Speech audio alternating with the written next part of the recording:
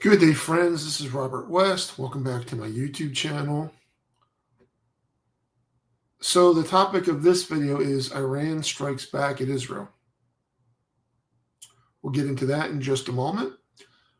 I just want to thank all the new viewers to the YouTube channel. Really appreciate that. If you haven't subscribed yet, please consider doing so. It's free of charge. Our goal is to get to 2,500 subscribers. All right, let's get into the video. So as you can see on the thumbnail, that's a building, I believe, in Tel Aviv that was damaged by an Iranian missile. Now, Iran has been retaliating most of the day, sending in barrages of missiles. Many are intercepted by the Iron Dome system, but several have not been. And that's some severe damage, as you can see. Just want to say that the United States, when they put out that first statement by the Secretary of State, said it's a unilateral action by Israel. However, the U.S. is actively helping Israel shoot down incoming missiles. So the U.S. is participating in this event, just not offensively, but defensively. So just want to clear that up. Now, some civilians have been hit in Israel, in Tel Aviv and Jerusalem. It's hard to say whether or not they were actually targeted, or one of the things about the Iranian missile batteries is that they are not as accurate because they are Russian-made. Many of them are Russian-made missiles, or copies of Russian-made missiles. And they don't seem to be as accurate and precise as the Israeli ones, which many of them are US-made, which has a lot of features like their smart bombs. So that's what's going on. It's not unexpected. I think retaliation was going to happen. I mean, you can't expect a country to be attacked and then not retaliate. Donald Trump has not been all that helpful. He's been making statements saying that, there's still time for Iran to make a deal. I mean, I think that any deal was pretty much eliminated once this attack occurred.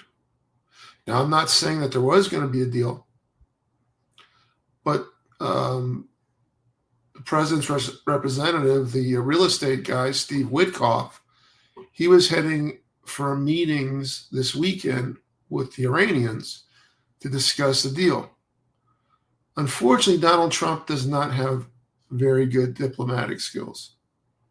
When you start threatening people and then saying you want a deal, that's not how diplomacy works, at least not in the real world. Real world, when the public statements are, we're talking, we want to work towards a deal, we want to avoid any type of incidents, and then you talk privately. That's how you normally do it. But this guy, he doesn't want to do that. He wants to make these public statements to try to show that he's a strong man. And remember, this is the guy that said, if I'm elected president, the Ukraine-Russian war will end in 24 hours or less. Well, been in office quite a while now, my friend, and that war isn't any closer to ending. So, again, it's anticipated that this is going to go on. Like 20 military commanders and maybe one or two scientists were assassinated by the Israelis, and they all seem to be part of their nuclear program. I mean, they do have a lot of facilities. And again, had Kamala Harris been the president or Joe Biden been the president, I do not believe this war would have happened. They have a little bit of a gentler hand, and they're way more diplomatic. Keep in mind, we had a deal with Obama and the current Iranian administration. When Donald Trump comes to office, he doesn't like that deal.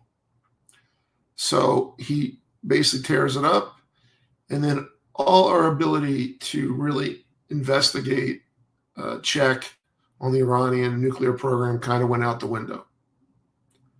And then he's coming back now and says he wants to make a deal. The Iranians, while they may want to make a deal, they don't feel that they should give them even as good of a deal as they got before, because Trump was the one that ripped it up. And again, the problem or mistake, whichever way you want to categorize it, was that we didn't do a treaty and it wasn't ratified by the Senate. Had we done that, maybe it would still be in place. The way Donald Trump operates, you have to have treaty ratification, because just look, he just tore up a deal because the Israelis said they didn't want a deal. Now, another thing, the Israelis were put on the hot seat because of what's going on in Gaza. Basically, from many reports, some independent, that Gazans were being starved and they were trying to get in more aid. Well, by launching this war, I believe, one, it takes the focus off the problem in Gaza, and two, it stops the Israelis from allowing aid in. Okay? Because basically the borders have been all closed down. Most of the countries in the region have shut down their air travel. So people were having to go to Egypt and then travel to Israel and getting special permission to come in to this. So this could have had a twofold. One, to try to knock out the Iranian nuclear program and stop them from getting a nuclear weapon. And two, a distraction from Gaza. That would not be beyond what I would believe the Israelis would do. They have not been honest brokers when it comes to the humanitarian crisis they created in Gaza. We're not talking about October 7th. As you know, in other videos, I've said that was despicable by Hamas. And I can understand their need to remove Hamas from the table.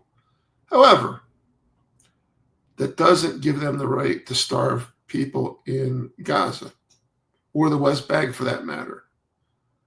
But again, these parties have been feuding for a long time. They don't like each other. The best outcome probably would be when they're not able to live side by side. Well, right now that doesn't seem like a possibility. So we're just going to have to watch them trade missiles and other bombs and stuff like that and see, what the damage is done. Many of the satellites, I believe the U.S. satellites are tracking the stuff that's going on, the damage. And when it hits daylight, and it's like, right now it's like 5:15, 5:20 in the morning or even a little bit later in Israel. And close to that time in Iran, if not the same time, I haven't checked the time zone, but they're close for sure, that they're going to be able to see more what damage is done. But if they keep trading this barrages back and forth, it's not going to stop. And again, whether the Iranians targeted civilians or not, civilians did get hit. Their weapons are definitely not as precise as the Israeli weapons that they get from the United States. So it's understandable that would happen. But again, if the country's capable, they're not gonna sit there and take it. They're gonna retaliate.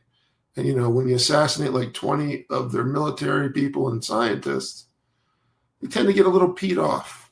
And that's what's happening here. And who knows? Who knows what's going to happen with this thing? But if there's any new developments, any major developments, I'll be happy to make another video and discuss those. Anyway, that's it for this one, guys. Again, if you haven't subscribed to the YouTube channel, please consider doing so. It's free of charge. We're trying to get to 2,500 subscribers.